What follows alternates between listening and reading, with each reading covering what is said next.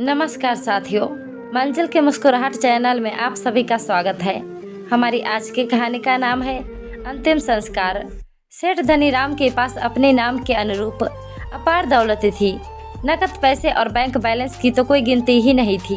हालांकि उन्होंने कुछ संपत्ति अपने बेटों के नाम पर कर दी थी ताकि आयकर बचाया जा सके, लेकिन यह भी सत्य था कि कई करोड़ों की दौलत उन्होंने अपने पास ही दबा कर रखी हुई थी। धनीराम के 3 बेटे थे और सबके सब बाल बच्चे वाले थे। पोते पोती भी जवान हो चुके थे। 75 वर्ष की उम्र में उनका शरीर भी काफी दुबला और कमजोर हो गया। इस उम्र में काम तो वह नहीं कर पाते थे, इसलिए व्यापार चलाने का काम उन्होंने अपने बेटों को ही सौंप रखा था।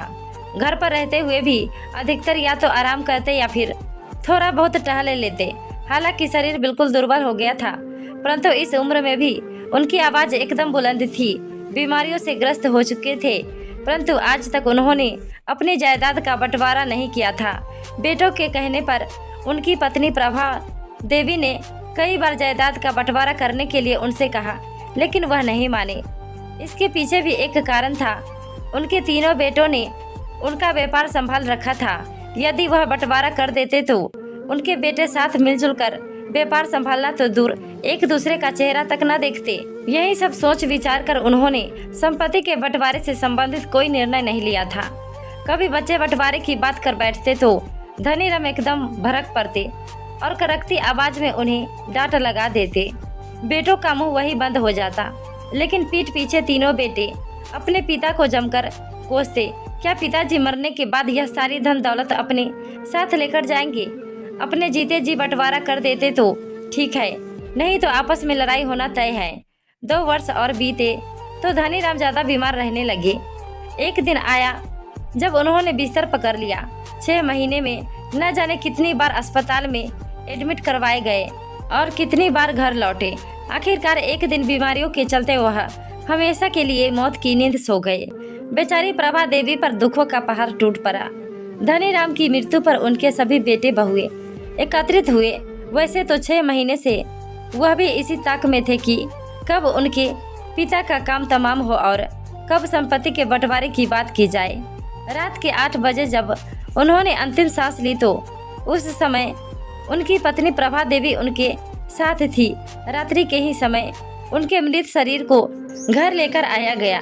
सभी रिश्तेदारों को संदेश भिजवा दिया गया कि अंतिम संस्कार अगले दिन 11 बजे किया जाएगा। धनीराम के 2 बेटे पंकज और परवीन उस समय घर पर थे, जबकि तीसरा बेटा प्रेम व्यापार के सिलसिले में दूसरे शहर गया हुआ था। जैसे ही उसे अपने पिता की मृत्यु का समाचार मिला तो उसने कहा कि अंतिम संस्कार उसके आने के बाद ही किया जाए। उसने अगले दिन सुबह सुबह ही फ्लाइट पकड़ी और 10 बजे तक वह घर पहुंच गया। पिता की मृतदेह के पास झूठे आंसू बहाते पंकज और परवीन ने अपने तीसरे भाई प्रेम से कहा, पिताजी के अंतिम दर्शन कर लो, उसके बाद पिताजी के दर्शन फिर कभी नहीं होंगे। ऐसा कहते हुए वह फूट फूट कर रोने लगे।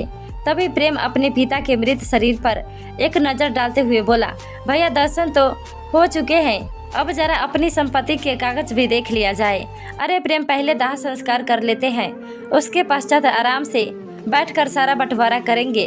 हम लोग कहाँ भागे जा रहे हैं, सबकी आपसी सहमति से ही बंटवारा होगा।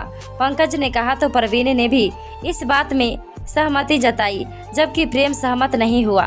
अरे भैया, इतनी जल्दी करने की क्या जरूरत है? अंतिम संस्कार कुछ देर बाद भी हो जाएगा और कौन सा लाश सड़ी गली जा रही है। सबसे पहले मुझे यह बताओ कि मेरे हिस्से कितनी दौलत आएगी। तो पंकज बोला, इसमें पूछने वाली क्या बात है? अरे हम 3 भाई हैं तो संपत्ति के 3 बराबर के हिस्से होंगे। इतना सुनते ही प्रेम आग बबूला हो गया। उसका गुस्सा 7वें आसमान पर पहुंच गया। अच्छा, व्यापार संभालने का सारा काम मैं करता हूँ, हमेशा टूर पर रहता हूँ, कभी एक शहर तो कभी दूसरे शहर, और तुम दोनों क्या करते हो? कुर्सी पर बैठकर आराम फरमाते हो और किताबें ही तो काली करते हो। बौखलाते हुए प्रेम बोला। अपने छोटे भाई की यह बात सुनकर पंकज भी गुस्से में आ गया और बोला, बिल्कुल नहीं, मैं अलग अलग टैक्स को बारीकी से देखता हूँ। इनकम टैक्स जीएसटी और एक्साइज ड्यूटी कैसे बचानी है, यह सब मुझे पता है। और मैं यह सब ना देखूं तो सारी आमदनी उसी में निकल जाए। मेरा काम सबसे मुश्किल काम है। इस हिसाब से तो मुझे ज़्यादा दौलत मिलनी चाहिए। इतनी बात सुनते ही परवीन भी बीच में कूद पड़ा और बोला, अच्छा, और अगर मैं फैक्ट्री का काम ना देखता तो क्या तुम लोग व्यापार से इतनी संपत्ति बना पाते? इस हिसाब से तो मुझे सबसे ज़्यादा हिस्सा मिलना चाहिए। अब तो तीनों ने यह घोषणा कर दी कि सबसे पहले संपत्ति का बंटवारा होगा, उसके बाद अंतिम संस्कार किया जाएगा। प्रभा देवी गमगीन हुई अपने पति के लाश के पास बैठी हुई थी। उनकी यह हालत देखकर प्रभा देवी के बड़े भाई किशन लाल जी बोले, अरे नालायको, अपने पिता का दाह संस्कार तो कर लो। सबको जायदाद में अपने हिस्से की पड़ी है। अपने पिता के मृत शरीर के अंतिम संस्कार के बारे में कोई भी नहीं सोच रहा। यह झगड़ा तो समाप्त होता नहीं दिखता, लेकिन तुम्हारे इस झगड़े से तुम्हारी माँ पर क्या बीत रही होगी, यह किसी ने सोचा है? किसी ने उसकी मर्जी जानने की कोशिश नहीं की कि वह क्या चाहती है? तभी परवीन बोला, अरे मामा जी, इस बारे में माँ से क्या पूछना, माँ ने क्या कहना है? उन्हें तो हम जैसा कहेंगे वह वैसा मान जाएंगी, और अंतिम संस्कार आज नहीं तो कल हो ही जाएगा। पहले हमें एक फैसले पर पहुंचने दीजिए। लेकिन बेटा, सबसे पहले जो काम जरूरी है उसे किया जाना चाहिए। पिता का विधि विधान से अंतिम संस्कार करना पुत्र का कर्तव्य है। पहले अपना फर्ज पूरा करो, उसके बाद हक के लिए लड़ना। अपने मामा की इतनी बात सुनते ही प्रेम जोरदार आवाज में बोला, सब लोग कान खोलकर सुन लो। संपत्ति का बंटवारा तो आज ही बल्कि अभी होकर रहेगा।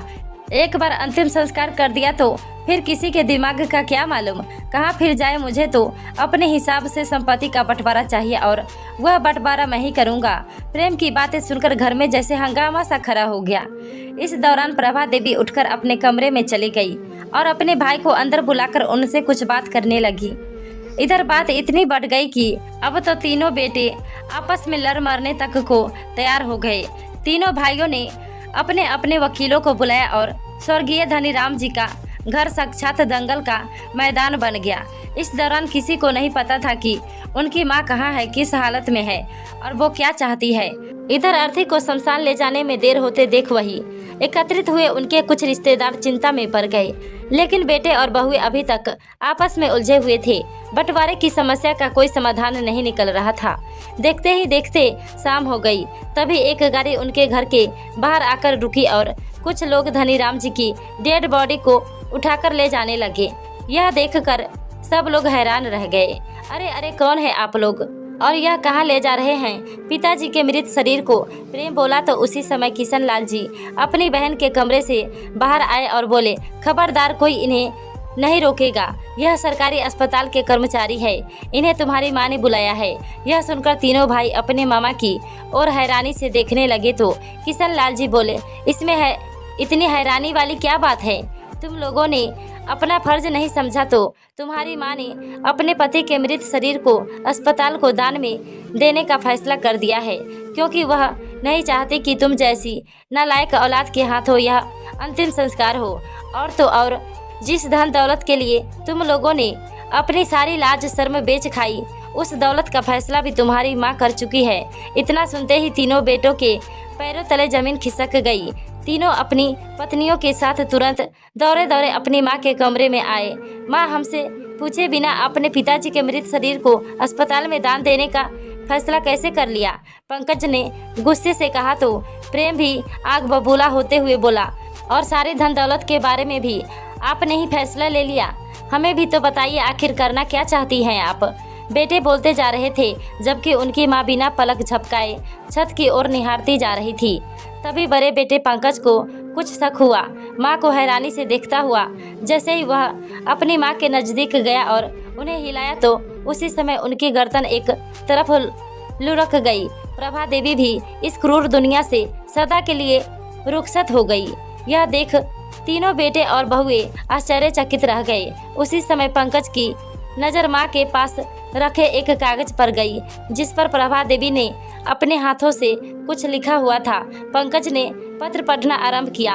अपने जिन बेटों के लिए एक पिता ने अपनी पूरी जिंदगी न्यौछावर कर दी, दिन रात एक करते हुए जी तोड़ मेहनत करके धन दौलत इकट्ठी की, आज उसी पिता की लाश घर के आंगन में पड़ी हुई अंतिम संस्कार का इंतजार कर रही है। इससे ज्यादा लानत की बात तुम लोगों के लिए और क्या हो सकती है। तुम लोगों को इतने लाड़ प्यार से पाल पोस कर बड़ा करते हुए मैंने और तुम्हारे पिताजी ने कभी भी नहीं सोचा था कि आगे चलकर तुम हम लोगों का ये हश्र करोगे। अच्छा ही हुआ जो तुमने अपने पिता का अंतिम संस्कार नहीं किया। मैं प्रभा देवी आज तुम लोगों से तुम्हारे माता पिता के अंतिम संस्कार का हक छीनती हूँ। तुम जैसी लालची और नालायक औलाद के हाथों अंतिम संस्कार से अच्छा है कि ये शरीर किसी के काम आ जाए और मरते मरते भी किसी को जीवन दान दे जाए। और हाँ, जिस दौलत के लिए तुम लोगों ने अपने पिता की लाश के सामने इतना हंगामा किया, उस पर कानूनन अब मेरा हक था और अपने उसी अधिकार का प्रयोग करते हुए वह दौलत मैंने इस शहर के सभी वृद्ध आश्रमों और अनाथ आश्रमों में दान कर दी है। आज सारा पैसा मेरे और तुम्हारे पिताजी के ज्वाइंट बैंक अकाउंट से ट्रांसफर हो चुका है और दान दिया जा चुका है। पत्र पढ़कर तीनों बेटों और बहुओं की आंखें फटी की फटी रह गई। सब के सब जमीन पर बैठकर अपना सिर पकड़कर रोने लगे। थोड़ी ही देर में अस्पताल से एक अन्य एम्बुलेंस आई और प्रभा देवी के मृत शरीर को भी अस्पताल ले गई। दोस्तों, यह कहानी कैसी लगी कमेंट में अपना राय जरूर बताएं। साथ ही चैनल पर नए हैं तो लाइक और सब्सक्राइब करना ना भूलें। बहुत बहुत धन्यवाद।